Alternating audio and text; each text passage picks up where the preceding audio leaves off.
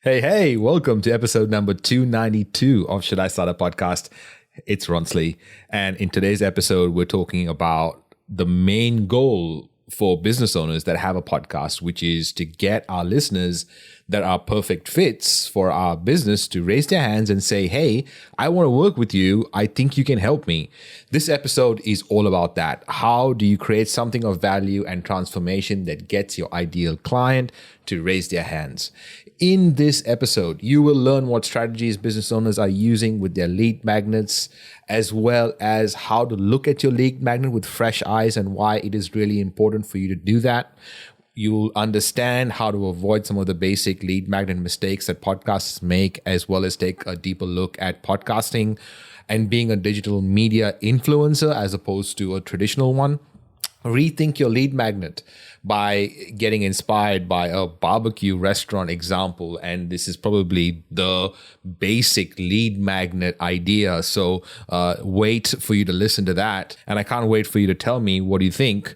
But we will take an in-depth view about how to get listeners of your podcast to take action and download your lead magnet. All this and more on this week's episode of Should I Start a Podcast?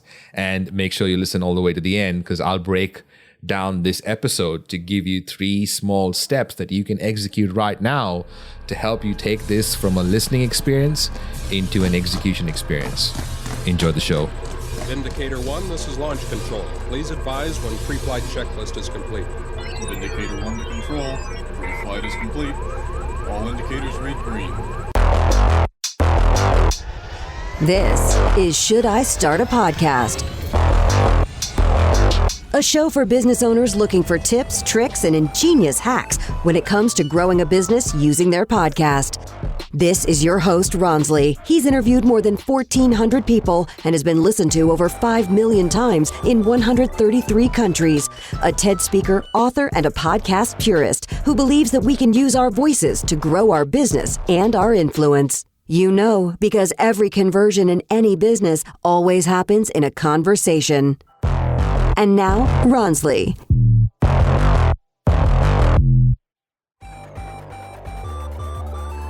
We're going to talk about podcasting for business, but specifically, we want to talk about lead magnets for podcasters. So join here in the campfire. Let's talk about lead magnets for podcasters. I feel we're all here in a business capacity. We all want to create a show probably that actually enhances our business. I know a lot of people create podcasts and say, hey, I'm just doing it for the networking or all sorts of different sort of reasons. But giving your listeners the logical next step, or giving your listeners something that they can potentially consume in a way that delivers some sort of transformation. Let's talk about strategies first, and then maybe some mistakes and stuff of what we've all been through. And I'm sure James has a whole bunch of different examples of bad lead magnets. I know for a fact he does. So we'll get into that. But let's start off with, how can we strategize our next lead magnet? And can we keep that in line with our podcast promise? So say for all of us here as podcasters, we all have our own podcast. Consider we're thinking of strategizing our next lead magnet for that podcast. If we were put in the hot seat, I suppose, how would you start strategizing that, and how would you keep that in line with your podcast promise for the audience that you have? I'll start. First of all, if you already have a lead magnet, I encourage everybody to go and look at their lead magnet today with fresh eyes and see if it's the best it can possibly be. Because sometimes you might look at it and go, ooh. And if you're going, ooh, for whatever reason, if you're wincing, it means it's probably time to freshen it up, do a complete overhaul, think of a new one.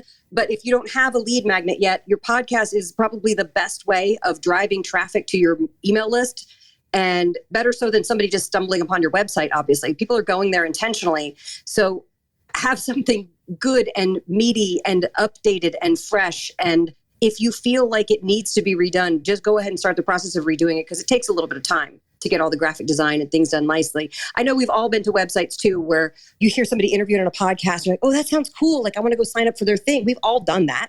And you go sign up and there's this thing that's literally the flimsiest, no information. I just feel like that's not acceptable anymore. You can't have something flimsy with BS that's common knowledge. You really need to get something that shows your personality, as well as giving a lot of information. We are in the economy now where you have to give out information, at least some good chunky whats. You don't have to necessarily give them all the how, but tell them who you are and give them some information. So that's where I would launch off from. Anyone else jump in? Well, I can share just a quick story about our local news appearance today. We were invited for the second time this weekend to a local news channel in San Diego to do a barbecue cooking segment. And we've been very fortunate that our barbecue restaurant's gotten featured on all the different local news channels. But back to the podcasting questions, we've been podcasting, like I said, since 2017. And I had one of the news anchors come up to me on Saturday and ask me specifically about podcasting, that you're early into the game. Obviously not as early as Anna, but yes, in 2017, we were podcasting for our business. We made it our North Star content. And because of that podcasting, we've gotten a lot of legacy media personalities. So people in radio, people in magazines, people in newspapers, people on local news, national news, reach out to us about digital media. So for us, it's much bigger than barbecue. We always say that we're selling stories. We're in the storytelling business, not the barbecue business. And for us, that's given us so much more than we could have ever gotten by generating a PDF basically on how to do a barbecue recipe. Yeah, so let's follow up on that question, because if you're getting so much of media attention, you ultimately want them to come to your business in some form, right? What are you saying on the shows that's driving traffic to your business, or are you doing any of that stuff? Free food. We only sell one dessert at our restaurant. And that's our Wicked Peach Cobbler. And the lead generator that we have on our website is just sign up for our newsletter and you get a free peach cobbler. We have no problem providing cobbler to the entire world if that means that they get to try our cobbler and then get into our barbecue funnel. Oh my God, that is gold. I wonder whether restaurants have been doing it longer, obviously. So how do you integrate that all into the podcast? And do you, is there a way that you say that on the podcast, hey, if you're listening and you're around in the area and you get free food? So much more of what we do is branding. So we think of it less from a digital marketing standpoint and more. My media mentor is David Meltzer. And obviously I learned from Gary Vaynerchuk. And so much of what we do is less for the transaction and more for the overall representation of who we are as a brand. By being a barbecue media company, we've gotten so many different opportunities. I can't tell you how many people tell me they listen to the podcast, but they don't listen to the podcast. They follow our content on Instagram stories about our podcast, or they see some repurposed content on TikTok, or they see us tweeting about our podcast, but they're not actual subscribers of our podcast. Yet when they think about podcasting, no matter what context it is for business, I'm the one that they're contacting, and which is great for us because it helps us with our coaching and consulting business. That's baller. Let's just stay on this lead magnet business, because we get all this different exposure, right, to different sort of media. And a podcast is obviously a media form, but ultimately, if you're podcasting for business, we want to drive that traffic somehow to the business, and that's the idea of the lead magnet. Yeah, Sean, that's a really good ecosystem. James? There was something that Anna mentioned before that I think is really, really interesting that I hear people very, very rarely mention, and it was having the awareness to be able to go back to your own website to find out. She was talking about a lead magnet specifically, which I think is very powerful, but by being able to get about 3 or 4 people and say to them, what specifically is wrong with my website, or what 2 or 3 things can I do to improve the website, or in addition to that, getting people in your target market, like your ideal clients, to be able to give you some constructive feedback or value on something else that you can add. People don't do that. In my experience, when it comes to your own website and your own lead magnet, ignorance is bliss. And it's very, very bad for business growth. It's having that awareness at a regular basis to be able to look at your website and your lead magnet and getting other people to do it, not through a lens of, oh, this is good, isn't it? But being able to say to them, empower them to say, what can I do to make this better? Or what 2 or 3 things do I really need to work on, or is out of date, or anything like that? And if you do that with people who you really trust, as well as your ideal clients, and then focus on what you can do through the lead magnet as a way of providing a mini transformation for people who are that ideal client, it means that when you're going out there into the world, whether it's being a guest on a podcast or some type of other media work, if you have got some type of lead magnet that can genuinely add a lot of value to not just the host, but their community and their audience, they really want like a resource of some type, rather than it just being something about you getting email lists, and you've taken the time to build that foundation that I just mentioned at the start of that, it's just such a great way of being able to supercharge the growth of your business, in my experience. Yeah, 100%. The thing about a lead magnet, and saying the word lead magnet as well, is there's a feeling of ickiness around it. There's a feeling of transaction around it, as opposed to transformation. There's an element that Sean touched on as well, which is the idea of branding and the idea of providing transformation. So when you think about Sean's example as well, his business is a restaurant and someone signs up for free food. And that's the perfect way, I suppose, to get someone into your business, because they sample what you do straight away. They have to come in, right, to get the free food. That's the same for any business that is around. And maybe there are some examples on that. Maybe we can think about it differently. I don't know if someone has anything to say to that. Rons, I can give you one example of a guy I just had on the show who was the founder and CEO of Trifecta, which is the biggest organic meal delivery service in the United States. And his team had reached out to me and said, here it is, 40% off your first order and free delivery for anyone who listens to my podcast. The promo code is Win the Day, which is obviously the name of the show. The promo code is already set up, ready to go. I don't want some affiliate fee. Like, I feel much more, it just feels more wholesome being able to say to the audience, like, this is a really cool product. If you want to try it, here's a 40% off and free shipping. It's a really easy way for you to do that. If this guy goes on a whole bunch of different shows, his name's Greg Connolly, then it's a huge way of being able to get some very authentic exposure for his business doing something like that. So yeah, I just wanted to share that as an example. That's a great example. And that's definitely something that we're looking at doing, not just for people coming into our restaurant, but also shipping, since we are getting into the e-commerce side. So thank you, James. And another great example I can share is a guy, Dr. Michael Bruce, the sleep doctor. When he comes on and he mentions something called the Power of When sleep quiz to find out when is the best time for you to go to bed and wake up and do all of these different activities. That is enormously valuable for me as the host. It's enormously valuable to my community. And all that is, he's been able to build, I think, 1.3 million people on his mailing list through using that one simple lead magnet. Yet so many people are out there trying to do like 10 or 20 different lead magnets. Yet this one thing that is enormously valuable, it's a fun quiz, and the way that it's set up is not even that good. Like, you go and look at the website, thepowerofwhenquiz.com, I think it is. Like, it doesn't look flash or anything like that. It has the credibility stacks and important things like that as far as being able to include the value as far as your perception goes through. But the Power of When sleep quiz is just something so simple that he has used with every avenue he's been on. And whether it's TV or it's podcasting or it's radio or simply as a lead magnet on his website, he has used it to devastating effect to be able to build up an enormous mailing list. This probably should be the title of the room, is like how to get people on your mailing list as a podcast. So rather than saying lead magnet, which I apologize for, maybe now in hindsight, that sounds way better, because this is the crux of it, right? There are times in our careers where we get a lot of attention. And when that happens, we'd hope that that attention converts into some sort of engagement, which hopefully is through an email list. And that way, because you know who the person is and you can be very specific about helping that person. Anna, please. Well, I was just going to say, too, that the overarching message of a lead magnet, the thing that you're trying to obtain their contact information, but you want to have your language communicate that you want to say, hey, listen, I have a lot of information and value to offer you. Yes, of course, you're going to send some marketing emails, like if you're interested. But again, we're all in this to help and serve people. So if you can frame it all as in helping and serving, yes, in exchange for you giving me your contact information, I'm going to give you this kick-ass lead magnet that actually has some cool shit in it. And I will continue to offer you through my email list information that's really valuable and chunky and meaty. And every now and then, of course, I'll say, hey, watch me on this thing or listen to this interview or please buy my books. But for the most part, if you're using your lead magnet as something that you're excited to share with your audience, whether you're using it as going on other people's shows or you're using it and you're giving a call to action on your own show, if you're really excited to share this content with people and it's just like a glimpse of all the content that you have to share with them, then it's going to be a lot easier to get people on board as opposed to, like I mentioned before, the janky, flimsy lead magnet. Just want to chime in there. So I've just been listening to the conversation with like a lot of interest because I've only recently created mine, and especially like the ideas that Sean shared, just because I'm partly in the restaurant industry as well. So that was really interesting. But in terms of someone who's perhaps not used it for that long, the difference it makes to actually have one is huge. Because the problem for many podcasters, and especially if you also going on other podcasts, is having listeners take action.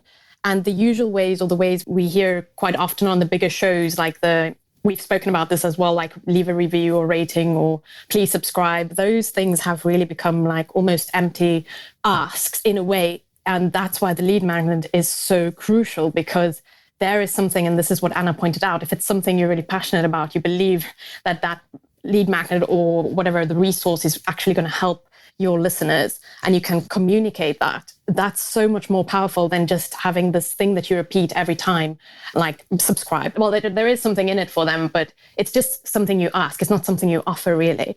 So I've discovered, especially when you go as a guest on other podcasts, also then not just saying, okay, well, my website is such and such, or my Instagram handle is this, but actually offering this resource. And the most important thing is just, and Anna mentioned this and James mentioned this, checking your lead magnet, whatever it might be, and making sure that it actually delivers results for somebody looking at it.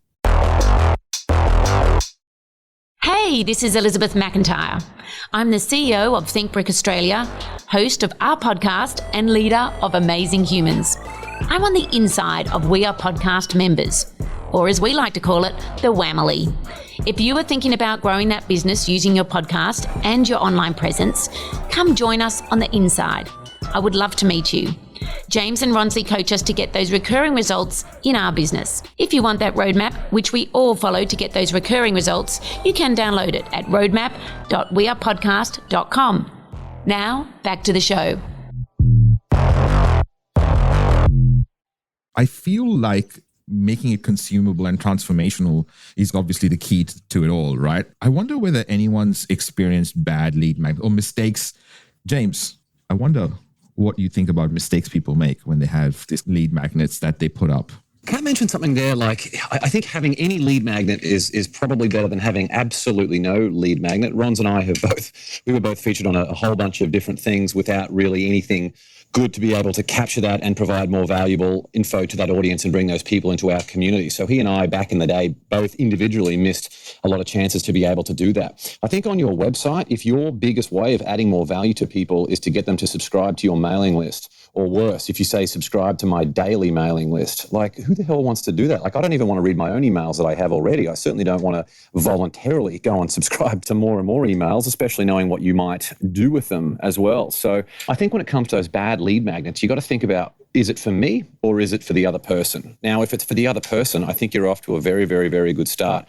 If it's something that you've just done for yourself, where the sole focus of that is to build your mailing list, as opposed to providing some type of transformation, even if it's a small one, and focusing on long-term trust and long-term value to that person, there's a very, very, very big difference. And that's the difference between transaction, which is like getting someone's email address and that's it, versus transformation, where you're able to provide value to them over time. And when they're ready, you are front of mind with the products and services that you have because you've been able to build up trust, and that person is now ready to buy from you when they may not have been ready the entire way. So you don't want to burn your bridges on that too early. So I really think when it comes to lead magnets, it's such a simple focus. What can you do to be of value to the other person rather than yourself? That one of Dr. Michael Bruce, the sleep doctor, immediately you got an email breaking it down out of the one of 4 chronotypes. It says, here is the time you should go to bed. Here is the time you should exercise. Here is the time you should wake up. All of those different things. It was so valuable. And of course, as Anna said, you know you're going to get more emails from that person, which you can easily unsubscribe to. But he has already provided an enormous amount of value. So it means it's a much better retention rate than someone who has a lead magnet that is only for them. That was incredible, James. I have a question actually for the stage. Is there a podcast that you listen to that you actually really enjoy getting the emails? Because I'm like you, James, I get enough emails, but there are a few emails that I actually look forward to receiving. And one of them was from Ryan Holiday from the Daily Stoic.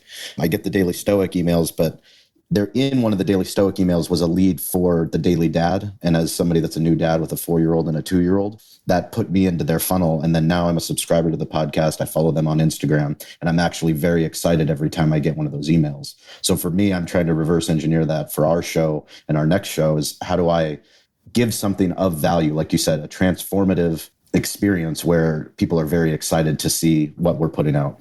Oh, I was just quickly going to jump in to say, like, mailing lists, they're so tricky because if you get too many and they're not quite in the right voice tone, they're not the right length, they just don't flow with you, you're going to unsubscribe. So getting that right, as Sean pointed out, is so difficult.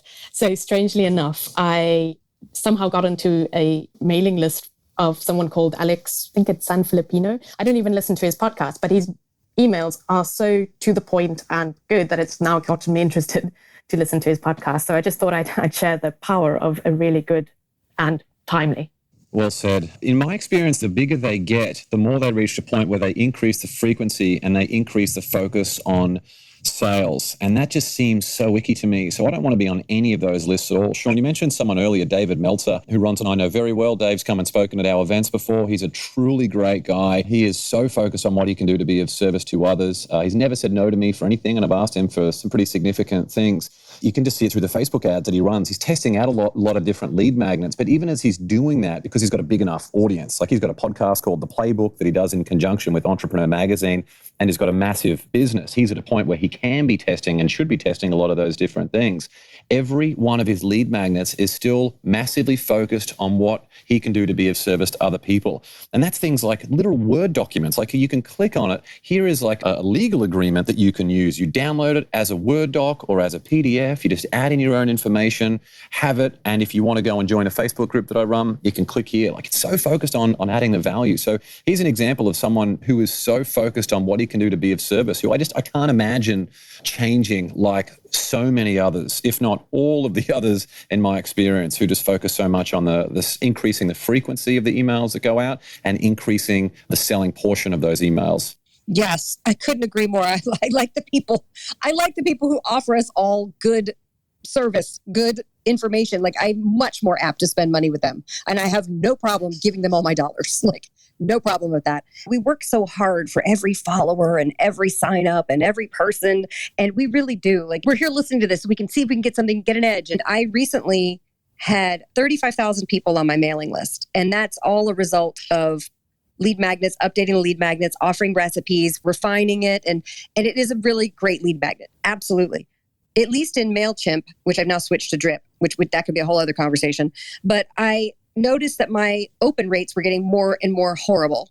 And so I just basically cut the cord. And it was hard because I got it from 35,000 people to 12,000 people. That's a lot. I can't even do that math. Can somebody else do that math? Is it like 20,000 people? I got rid of 22,000, something like that. And if you had told me that even a year ago, I would have shit a brick because I would have been like, no, I fought for those folks. You never know. What if somebody's going to engage? You know, I went through the proper channels of sending an email saying, hey, and I sent 3 emails saying, hey, notice you haven't engaged in 90 days. If you don't want to be involved, no problem. Or if you still do, click here. And I went through and did all that stuff.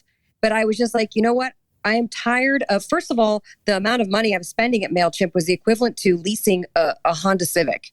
I want to hear the difference between MailChimp and Drip Banner, even if it's an elevator pitch, just something. Oh, well, we had to go through for basically, because I'm not just keeping in touch with people as me, as Anna Vicino, who's the writer of recipes and the one who's helping guide people through their weight loss journeys and all that stuff, but also as Eat Happy Kitchen, which is I'm selling sauce. I'm about to launch spices, so I have a product e-commerce business. So I had to find something that worked. Active Campaign was just too much, and Drip was just right. I love Drip, but it took a while of going through them. And by the way, getting the hard sell and getting called from every single company and all that stuff. Because again, you're paying the equivalent of a car note when you're paying for these email companies. So they want your business. And I understand that. And so just long story short of like, you get this lead magnet, you've been working so hard to build all your people.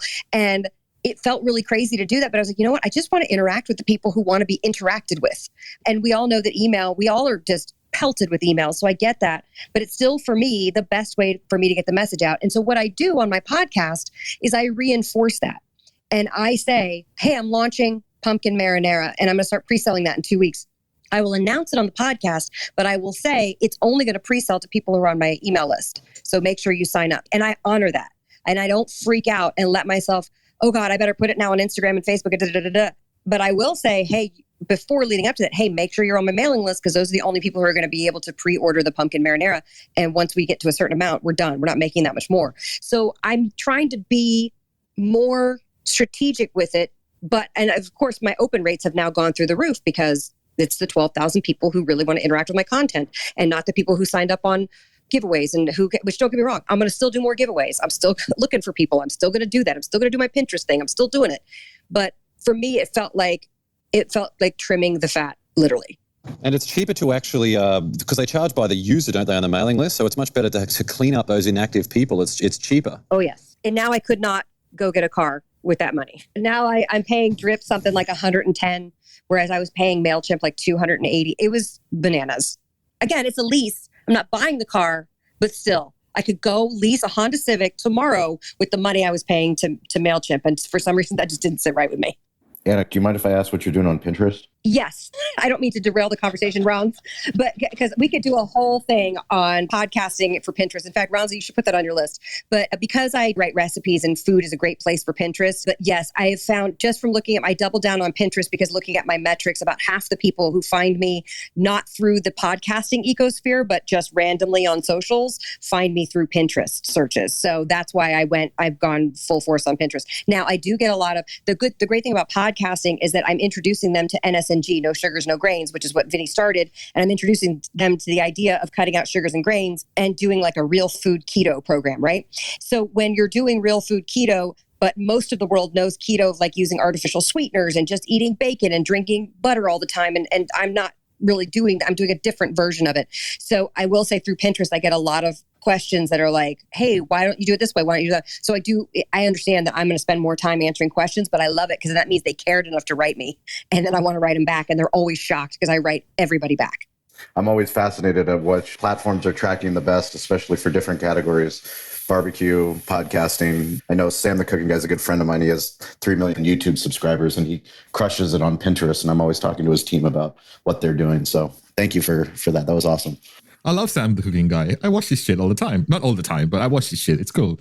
He's funny too. I was just going to bring the conversation to the point where people obviously giving advice to others about the frequency of the emails they should send people once they're on the email list. And we should give some part of the conversation, some time to the conversation about how to deliver that promise, in the sense that we're talking about tools, obviously, but before that, we were talking about David Meltzer and delivering on a promise. Because when you think about getting someone from an audience listener to an email subscriber, usually, or maybe it's just me, usually we're thinking about that person just about the lead magnet, but the conversation about how to keep that lead engaged, or that person engaged with your content, is probably more of a conversation, because in Anna's case, 22,000 people over time, that's a lot of like people that probably subscribe for no reason. Do people subscribe just for the sake of getting the lead magnet as well? And is that something that we should take into consideration, or is that something that we just leave on the table? Yeah, I would love to address this because, yes, sometimes people do subscribe just to have the lead magnet, and that's just fine. And I've been told by my business partners to stop saying that my marinara recipe lives for free on my website, but I still say it. But I'm like, my marinara recipe lives for free on my website. And then people write me and they're like, where is it? You don't make it easy to find. And I'm like, all right, settle down. There are always going to be people who just want the lead magnet. But I feel like for the most part, if people are interested in a subject, but then they go away, they weren't meant to engage with you and they were never going to drop any money anyway. So that's where I came to with the letting go of 23,000 people, which again seems nuts. It seems nuts. But now my emails are going out to more people. And by the way, I revamped my lead magnet recently as well. So I was able to re-email my entire list and have another touch point with them. Like, hey, you guys are getting this first. And again, like whatever excuse I can do to honor my list of people who have stuck with me for a long time, I want to be able to do that. But I agree, there's always going to be people who are like, hey, you said this thing on the podcast and where's that thing? I want it for free. And you know what? I write them. I say, here's the link. Enjoy. Please sign up. And I always say, please sign up for my thing, or please leave a review for the book or whatever. But I will always make an ask when I'm doing a favor for somebody. I'll still like that. I'll make an ask, but you just got to let them do that. Because sometimes it's just not a match. They look at your shit and be like, I don't like this at all. Bye. And that's fine.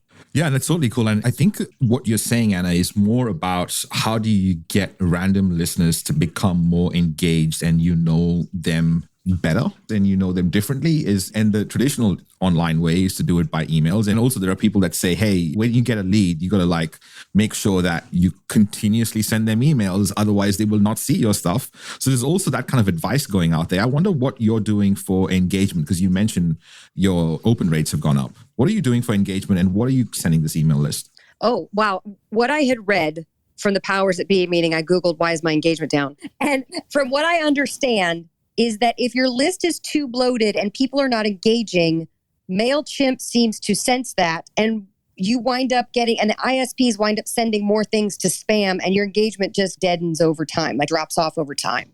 So first of all, I hated MailChimp with like the heat of 1,000 suns. So I hated the interface. I hated using it. So I was already ready to make a change. So I was like, screw it. Let's get rid of the folks who don't want to be engaged and send them off with a loving kiss goodbye, and move over to Drip with the active people. So I am always posting new recipes. So now that's number one. Number two, whenever I do an interview somewhere, I'll put that in there. Number three, if we have a sale on sauce or we're launching a new sauce, I'll put that in there. And I will never email unless I have something to offer people. Like, I'm not going to just email for like, hey, what do you guys think? Keto, am I right? Like, I'm not going to just send like some random email that doesn't mean anything. I am also not the type to just send something like, here are my musings. I was just thinking about keto or whatever. I will put my musings into like a Medium article and do that instead, and also cross post on my blog. But then what I'll email is, here's the link to that in case you're interested in reading this content. I don't send long emails because also I can't read long emails. I can't read an email that's longer than like 4 sentences. My head will explode. That's so insightful. That's pretty interesting. I mean, and you've got so much like stuff going on. I wonder whether I can bring the conversation back to those tools, because you mentioned MailChimp a couple of times and we moved to Drip. We are in the active campaign barrel that we're looking to move as well. And something similar I feel is going to happen. But anyone has thoughts on tools that they use, experience with tools that you've used? Kat, Sean, James? I'm just laughing because I use MailChimp and I don't particularly like them, so I will check out Drip. I just actually want to quickly share one piece of advice, and then other people can share about the tools and so on. And it's just in terms of like what Anna shared about like her emails and engagement. And I think the biggest question for anyone who's thinking about this is to ask yourself, what emails do you read and which ones engage you? What will you actually open, read, and engage with?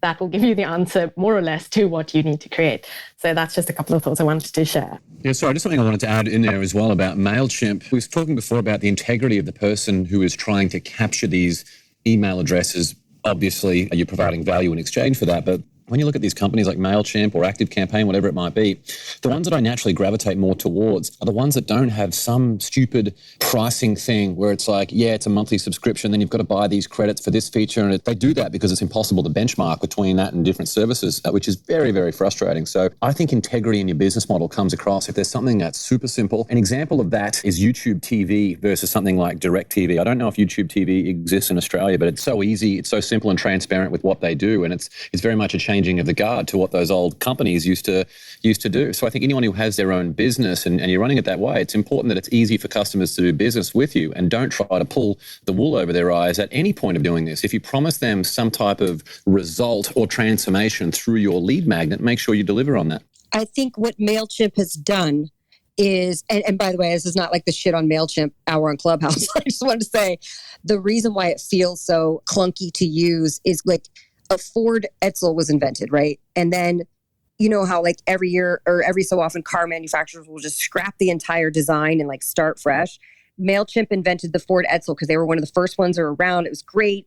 And then they would just add on like, this is a new carburetor we're taping onto the thing. And now we're going to add SMS and glue that on. And then we're going to add on this feature and that, instead of just completely scrapping the whole thing and starting over. And I think that's where other companies have been a little more ahead. So it's fine. But most of those companies are fine. I just want to kind of throw that out there. And James, I agree with what you said. I just want to wind this conversation on making your lead magnet. How do you take them from there to the next step? What is the next step from an email thing? Like I know James mentioned a quiz. So once you have a quiz and you have all this data, what can we do to take that lead and make them more of a prospect for our business is the question. But anyone had thoughts on how to take people from just a name and email to the next step, and what is that next step? Yeah, I like it when people feel the community, because you get a little bit of social proof with that too. So if you take people where you can give them some type of transformation and then move them to something like a Facebook group, and then during that you might say, look, I've got a podcast coming up where I'm interviewing this person. What questions would you like me to ask them? That way the people in that engaged group can then be part of they're really participating in your podcast through submitting a question that can be asked beforehand.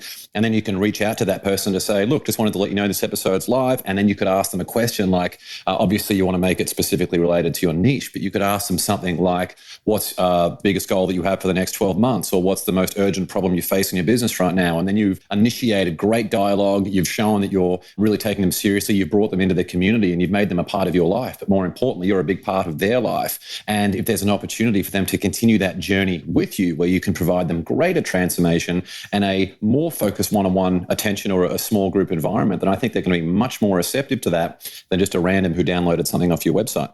Yeah, I think it's definitely very important to have an ecosystem in place before you start promoting your lead magnet, because this is a mistake I've made. It's just kind of, okay, I've got a lead magnet, being super excited about it, but having absolutely no idea how I was going to follow up with the leads. And then they fade away and forget. So that's really important, just having like a type of strategy, but also the ecosystem communities, whatever you prefer, because there are so many different ways you can do this. Having those in place so that when you get those leads, you can just pull them in gently. And yes, hopefully they'll stick around. And I was going to say too, the ecosystem of having they sign up for the lead magnet. The lead magnet itself should hopefully give them a ton of information, but also leave them wanting some more. And this takes time as well. At least it took time for me. I didn't generate an autoresponder chain with the lead magnet that I thought was very successful until the past couple of years. And some of that went side by side with the more content that I created, whether it be a recipe or a podcast episode or a frequently asked question or a Medium article. The more content I created, the more I was able to give resources in an autoresponder workflow to go out to people after they've signed up. Because at least with cutting out carbs, and I'm doing a lead magnet that has 4 free days of recipes, but a 31-day meal plan based on the book. And then there's different meals that are also recipes that are also free throughout that thing. But all is driving to either buy the books themselves or get the books on a PDF at my site. It's not a hard, huge sell. It's $8.99 a PDF. It's not like I'm rolling in it, guys. But it's still enough to get them captive, but also giving them enough help and support over a period of time. So the autoresponder thing has been a big thing, but it took a while for me to refine the language, see what worked, look at the heat map, see what they're clicking on, see what's interesting to them. After years of doing this, putting together all the questions that you get asked, your own frequently asked questions that you can address in either your lead magnet or your autoresponder workflow. One of the successful things that we did, we've been putting on an amateur barbecue contest in front of our restaurant for the last 10 years, a charity contest and a professional contest up at the Del Mar Thoroughbred Club for the last 4 years.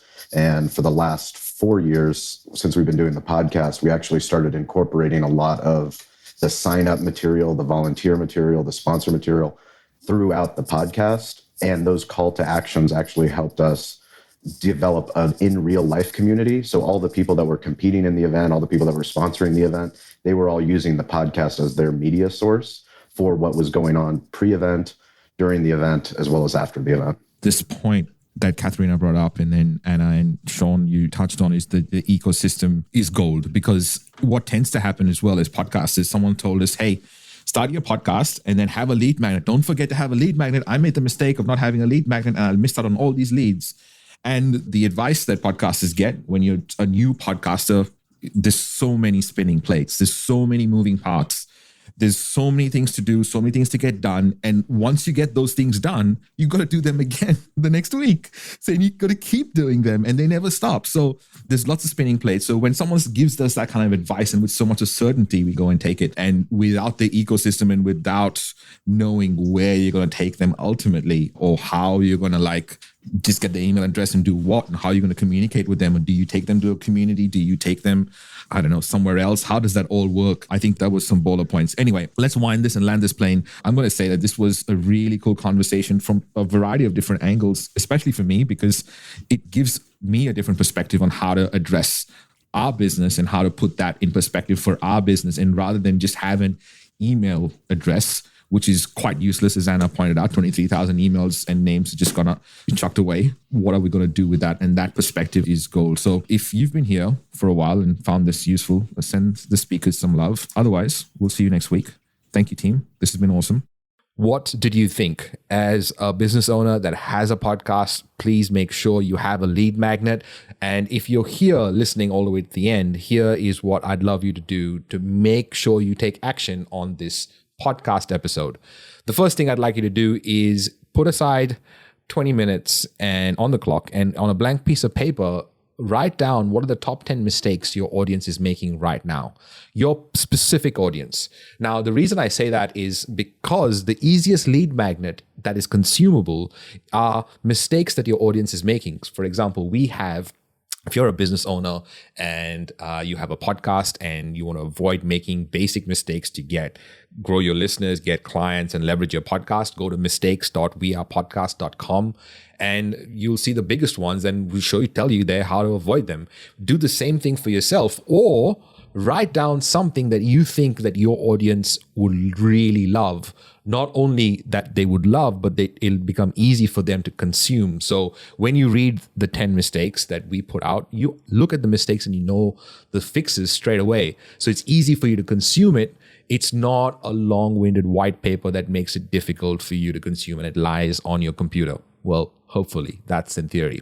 Step number 2, think about what kind of content you could deliver to those email subscribers that is unique and wantable. For example, when they download your lead magnet, what kind of information are you going to give them on a regular basis that they want to consume? What makes it so cool to be on your email list? Again, set aside 20 minutes and make a list of those topics. Make it exhaustible.